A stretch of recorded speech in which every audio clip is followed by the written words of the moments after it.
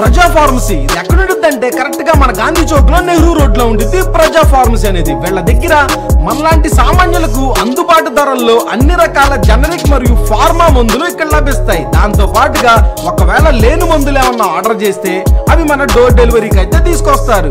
అవంతే free and 20% 30% discount అని కాదు, మనలాంటి సామాన్య ప్రజలకు తీసుకొచ్చి అందుబాటులో అందిస్తున్నారు.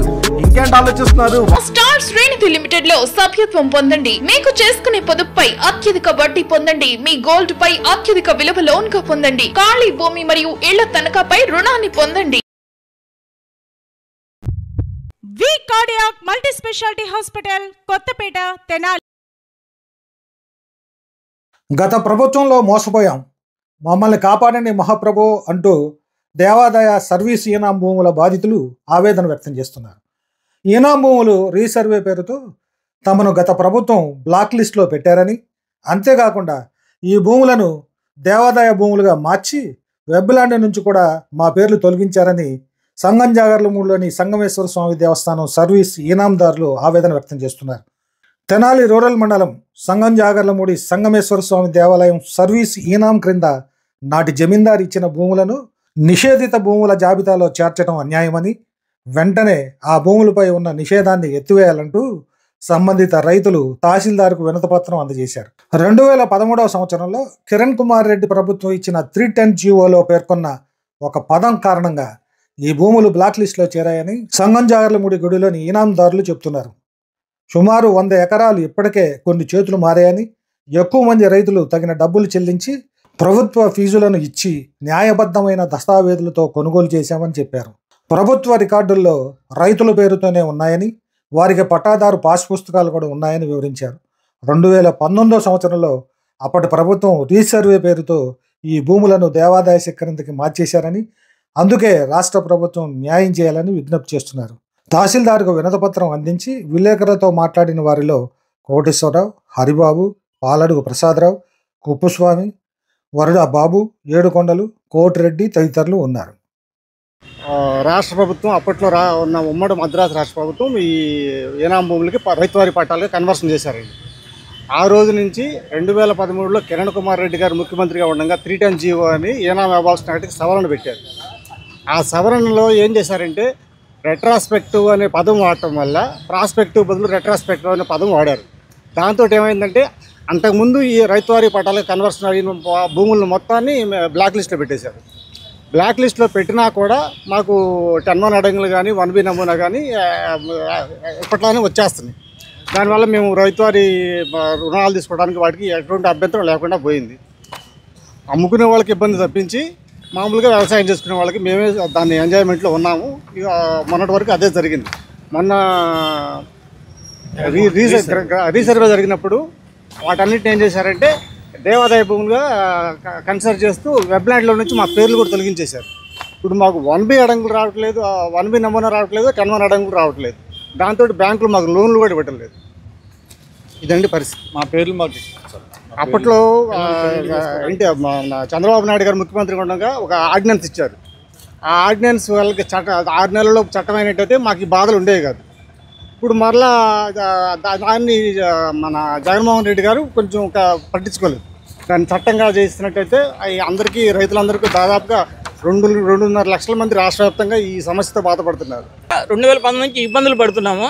ఎన్నోసార్లు మేము గత ప్రభుత్వంలో ఎంఆర్ఓ గారికి కానివ్వండి, తర్వాత కలెక్టరేట్లో కానివ్వండి, అందరికీ మేము విన్నవించుకున్నాం మా బాధలను ఎట్లా అండి ఇబ్బందులు పడుతున్నాము, కాబట్టి మీరు ప్రొహిబిటెడ్ లిస్టులో నుంచి తీసేసేయండి అని చెప్పేసి మేము విన్నవించుకుంటూనే ఉన్నాము.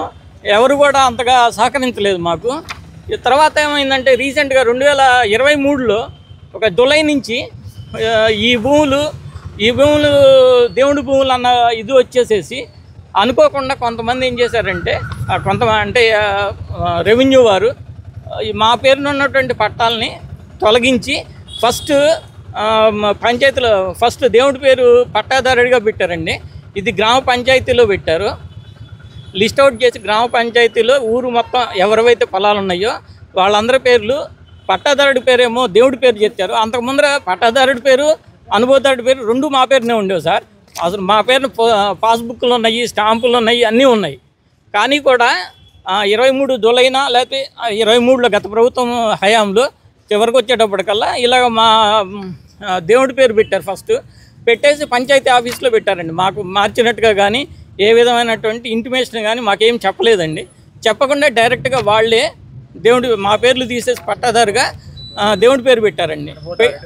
అనుభవదారుడిగా మా పేరు ఉంచారు. అప్పటి వరకు ఒక వారం రోజులు అట్లా ఉంచారు. మేము అప్పటికి మళ్ళీ రిప్రజెంటేషన్స్ ఇచ్చి తిరిగాము రెవెన్యూ ఆఫీసుల చుట్టూ.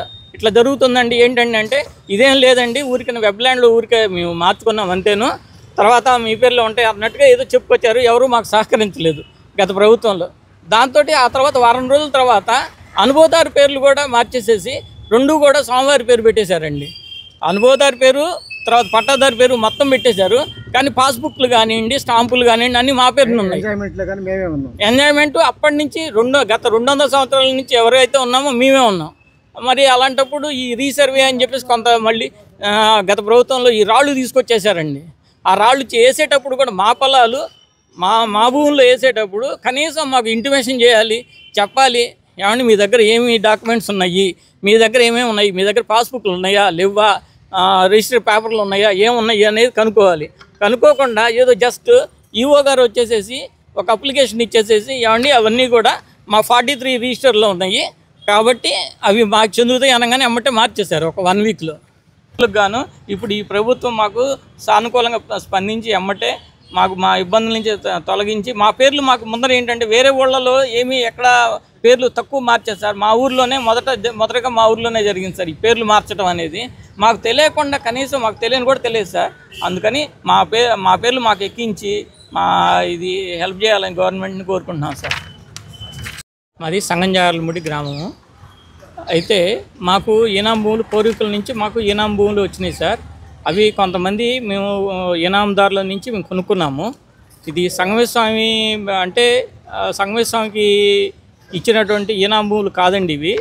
ఇవి సపరేట్గా మొదటి నుంచి కూడా 1614 నుంచి మాకు మా పేరున పట్టాలు ఇచ్చి ఈ రైతుల పేరున మాకు సపరేట్గా ఇచ్చారు. ఇది దేవాలయ భూములు కాదు, దేవాలయ భూములు అని చెప్పేసి మిస్అండర్స్టాండింగ్ అవుతుంది. ఇది మొదటి నుంచి కూడా సపరేట్గా ఉన్నాయి. ఈ భూములు వచ్చేటప్పటికల్లా ఇవి గత 100-200 సంవత్సరాల నుంచి మా పేరున ఉన్నాయి. మేము తర్వాత ఫస్ట్ ఈనాం పట్టాలుగా ఇచ్చారు మాకు, అవి కూడా మా పేరుని ఇచ్చారు.